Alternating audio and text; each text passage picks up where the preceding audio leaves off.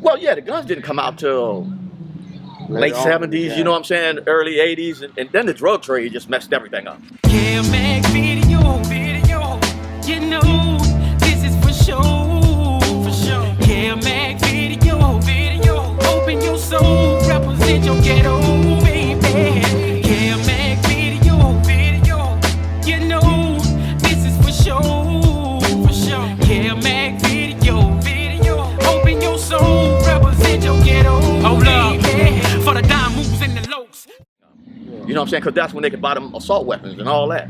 Because you remember when we was walking down the street, a 22, a 38, and a 12 gauge, that was it. Yeah. You know? That's all we had. And you still would tell a homie, hey, hold this, let me get this fade. You know what I'm saying? Oh, and that's but what about the ones that had he had the bullet, I had the pipe, and you had the rubber bands, and we had to put it all together to fire a shot. Oh, I've walked around with a 32 with one bullet. You know what I'm saying? I had one bullet. You go to the homie, hey, Bruno, you got any bullets? You got any 32 shells? Hans, you got any 12 gauge shells? You know what I'm saying? That's how we roll. See, that was the difference out here in Compton, because one thing about Compton, we did have guns, you know, and they could come from the east side or the west side and know, okay, we can get a gun from these, you know, we got a beef with somebody, they can come out here and get a gun. Yeah, because the source was a lot plentiful here because of the it wasn't no set tripping either. It wasn't no set tripping. It was just CC Ryder, because I remember it was just Compton Crips. That's it. Wasn't no Tanner, none of that. Wasn't no sets at all. None of that. And I remember the first time going to county jail. I remember the first time going to county jail, and I was up there with Forehead and them from 30s, and a gang of Big U and them from 6, and a whole bunch of reputable cats. And they was fighting A-Trays, and Hoovers was fighting, East Coast, and I was like, whoa, Crips don't fight Crips where we come from. They couldn't understand it. They was like, we was like, no, we get along with all y'all. If you Crippin', we got you, you know what I'm saying? So it really started like set tripping when the dope came out. When it got hard, because the cats that couldn't fight started having money. Right. You know what I'm saying? They started having money. Yeah, and some of the tough OGs started smoking. Like I said, I'm not here to offend nobody or disrespect. It's just the facts. It's just the facts. Yeah. You know? And then the water came out. Cats were smoking that serum and stuff, and they was losing their credibility. You know what I'm saying? They would end up going to jail for stupid stuff, all kind of things. Getting beat up by their own little homies. Right, yeah. Like, shit really got bad. Yeah. It really got bad. And you see around 77, 78, it started getting polluted. It got watered down real bad. Yeah. What I do now is kind of let the youngsters know that the set tripping, somewhere, some of us got to come back. Like Melly Know Me, Gangster, a few other cats. Bruno, we all had that ceasefire in 2014. It worked for a while, but you can't give up. No. Because a lot of us left. Like I moved to Vegas. I was like, okay, I just did 2 decades in the pen. I ain't going back right now. You know what I'm saying? So when I went and got a life first, so when I went to Vegas and got a life, I said, you know what? And my wife told me, she said, you got all this knowledge. You was there before pre-gang. Right. You know what I'm saying? We was there pre-gang when there wasn't no gangs. You know what I'm saying? Wasn't no Crips and Bloods, put it that way. There's always been groups of brothers that hung out. The Panthers or whatever they was. But it was pre-Crip blood. So at the same time, a lot of us kind of left. But my wife was saying, you know all this, go back and do something. And I was like, okay, let me call some of the homies and see if we can get back together to stop the senseless killing. Because it got so bad, Hans. You know, Bruno, that my homeboy's sons was killing my nephews. And it's cold when your homie calls you and say, man, my little brother just killed your nephew. And I'm like, how are we letting this happen? We can't keep this going on. It's a genocide now. It's way worse than we expected. So sometimes, even when it seems impossible, you at least got to try. I'm not saying and it worked for a while. Yeah. We had Compton on quiet for a while, and it's still, to this day, it's some sets that ain't tripping behind them truths. Yeah. You know what I'm saying? So we can never give up on our children. These are not, I'm not saying they the best children in the world, but they're ours. Yeah. So somewhere along the line, we got to, quit glorifying some of the stuff, but it is what it is. And that's why I came up here today, just to I'm not glorifying it, but I'm just letting you know the facts. Because the history of it, it wasn't intended for it to roll out this way. Never. That's why you see us. When we come to the park, so a question, Bodacious. All of us is just like, oh, what's up? Fam? You know what I'm saying? With the young community today, the way you see them, how they demonstrate and how they put things down, what is the #1 factor that's feeding their anger are feeding the animal that which resides in each and every one of them, that continue to have them to kill one another in the way they do, the vicious way they do, not the way that was done years ago when you really had a beef with somebody. You knew who your man was. You went and got your man. You went exactly to him, or you even went over his house and called him out and said, let's come out and let's get down, or whatever. But there was nothing like, I'm going to sneak up behind you and wait till you and all this.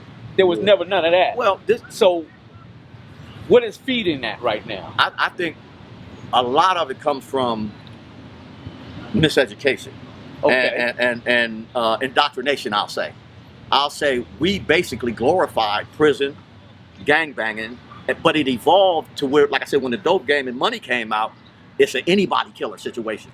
You know what I'm saying? And I'm glad you said that, because in 1972 and 72, 73, when the black exploitation movies came out, Superfly and all that, right? And they kind of gave us an identity that which we thought we wanted to be, because there was gangsters, there was pimps, there was players. All negative. All negative, right? Right.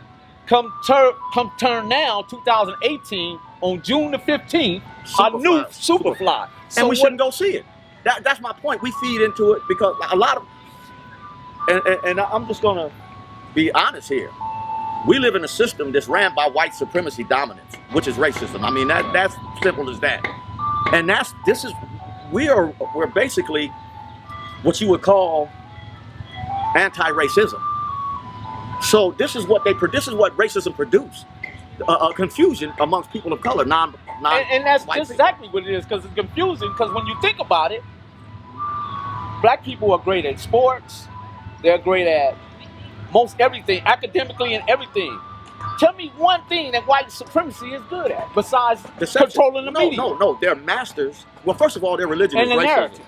Their religion is racism. You know, just like we go to church and be Christians, they go and practice racism. But follow me out. When you see the physical play, when it comes out on paper or on camera, we show more dominance, we show more smartness, agility, ability. Well, see, because we built this country. Well, you got to understand. But if you pick up that grafted mentality from what they producing, though. Right. It's the media. The media is a tool. It's just like any other tool they use. They're masters of deception, just like magic, like magicians. But that's my point, because white supremacy really is fake. Right. Well, the thing is, it's not fake because they dominate in economics, law enforcement, labor. Yeah, they white supremacy have weaponized police departments to kill black people. The thing is, well, see, when we say white supremacy, the average person will think of the Ku Klux Klan or the skinheads, the neo-Nazis. They're just soldiers. That's a diversion. That's stupidity. See, that's what I'm saying. It's a diversion, just like the Democrats or Republicans. The art of war is divide and conquer. That's the art of war right there. So what they want you to do is just stay as confused as possible, to hate everything about yourself. If I go to teach you that Humpty Dumpty sat on the wall, that's all you're going to teach your kids. So when you start teaching your kids all this foolishness, instead of what we really up against. That's a good point you made. You know what I'm saying? It's indoctrination. It's like this. We've allowed our enemy to teach our children. Biggest mistake we ever made in our life. You know what I'm saying? Because all we're going to teach them is what they taught us. You know how you train a dog? Right. That's how they train the school system. That's why you got the schools, the pipeline, the prison, the mass incarceration. Because you were born a crime. Let's just put it that way. You know what I'm saying? Driving while black, walking while black, anything. You were born a crime. So you're into a system that it feeds off of, it's divide and conquer. If I can get us together, just like we together now. So we having a long table right now, because right now we at Kev Mac Productions. We got Bodacious. We got Head Honcho. We got the real ones out here. We got Bitter Dog Bruno, and you got Melly Mel, aka the Professor. It's an honor. These are my OG homeboys. We in the laboratory right now. I look up to them. I have the utmost respect for them. See, they can come and tell me, Bubs, don't do that. I won't do it. These youngsters don't listen to that. Nah. They can tell me, no, that's family. But a lot of what happened, to get to the point that you was asking, we left in leadership. We left cowards in leadership. Yeah. There were cowards taking the reins. So cowards got to teaching our homies how to be cowards. Mm-hmm. If you came out of being too strong, they'll send one on met you. Yeah. Or they'll send some dope at you. Now you're getting weak by the dope, or you're getting weakened by another homie. Who's gonna stab you in the back, who's gonna kill you. Because you in this coward's way. See, this coward is controlling the dope ring now. Mm-hmm. Right. So this coward he don't need you out. Because now you gonna tell them, you gonna show them what a man is versus what a coward is. And most of the time, the cowards were at the top of the food chain when it came to, because they didn't go to jail, they snitched, and they was out here a long time. Right. So now they controlling the hood. So anything they said went. Right, you know, because a young homie, just a big homie, he what? So when you come on, you're like, he what? Who is this? Right. Where he come from? Right. You know, he wasn't there when we was there. So you're looking at him, but you look at him too much, he gonna send somebody else. Right. And that's what happened. Little homie got to follow his lead. His lead wasn't the lead they should have been following. Somebody could have put him on the right track, they didn't want to hear it. You know, he was a warmonger now. You know, he got enough money, he can cause a war, he can start a war. Right. He can back a war. You know, and he can buy you that little car. And that's what they did. They taught young homies to treasure that. And we taught on love. Yeah. You know? Right. That was our basic principle. You know, one for all for one. That's the way we believe. One for all. Love is forever. And that's cars are that's temporary. That's what we got taught from Raymond. That's what we got taught from Mac. Money, all that stuff is temporary. It's still in my heart today, just like when he called me. My loyalty is impeccable. You know what I'm saying? If Bruno know, anybody know me from Compton, you know Wayne, all of them, you know, that knew they can call me. I fell in love with my homeboys, and that's just what happened. Yeah. And then, but the generations, as you say, got watered down as you go along. You know what I'm saying? And now it's like I said, it became anybody killing. You know what I'm saying? And you had like you said, you had the young coward that had hundreds and hundreds of thousands of dollars that was just preying on real cats coming out like, oh, who is he? Oh, that's the OG Walker. Either they would feed you. You're going to get rid of him. Yeah. To your point, look at the relationships we established at Dominguez High. Right. Though we was outnumbered. Oh, yeah. But we established relationships, the Atlantic Drive, the South Side, the Kelly Park, the Santanas, and everybody that was there that went to that particular school had a relationship. Yeah, and it didn't matter what set you was from. Like I said, when you have to understand, Dominguez in 73, 74, Crips couldn't go up there. Nope. You know what I'm saying? It was Fruital. They would pass you around like a cold beer. Believe me. And they ran that. But then when we went, we didn't have a choice. We started going right after the split. Right. And I had to pack. You know what I'm saying? I'm shooting cats at lunchtime. Right after the U.S. Power Room split. Right. I've got to survive this. I'm trying to, you know what I'm saying? I'm trying to like, okay. And they were pushing the line. They'd catch Crips up there and do them in. You know what I'm saying? So at the same time, we had enough love, even though we were outnumbered. And we were like Marines, you know what I'm saying? We left nobody behind. If Melly got into it, hey, like Bubs, and I remember like yesterday when Volcano checked in the school. Yeah. The moment he checked in, I said, well, we might as well get ready. Get ready. It's on. It's on. Them people wanted him, but he came in there and he got on with bartender, matter of fact. Yeah. But we were soldiers, you know what I'm saying? We was about the business. We kept our Crippin' 100, you know, and that's how y'all raised us. But it was a loyalty there. Just like if y'all said, don't go up to Dominguez today. We didn't go. We didn't go behind y'all back and say, we went up there. Don't tell y'all nothing and they come shoot y'all up. You know what I'm saying? Because that was forbidden. We had boundaries. You know what I'm saying? We had boundaries, homie. If y'all told us something, you know, there was definitely protocols and different people that came in and had say so over the whole scenario. You followed that. It applies to whatever. What I'm saying, that applies to me to this day. You know what I'm saying? It never wavered. So what we want to show, just like I went to a Squancho. We went to his birthday party a couple of weeks ago. And it was everybody there. And I said, these youngsters need to see this. Right. You had Southside, In Hoods, Kelly Park, you know, Atlantic Drive, Lantana. Now, the youngsters is fighting like cats and dogs, but the older ones, we all still got that loyalty and respect for each other. So when they see that, because some, you know, I talked to some of them youngsters, and I said, you know, there was a time when no sex tripping in Compton with the Crips. They said, that's like foreign to them. That's like going to Japan. Yeah, that's like in Japan. We ain't never seen nothing like that. So sometimes we got to let them see us do things. That's why me and Gangster and them was giving, remember we was giving the picnics at the park and just like bringing the youngsters over here. Yeah, exactly. Wayne, Sag, and some of the other people that came together on that at Compton High with all the different rip sets in Compton. Met up at Compton High. Right. CC Ryder. Right. And that's how, what we did, I think kind of spoke for itself. In 2014, when my nephew got killed by my homeboy's son. And I called him and said, well, I can't bring him back, but we can stop this. Now what we do is, they're not gonna listen to me. I can walk through my hood right now and half of them wouldn't even know who I am.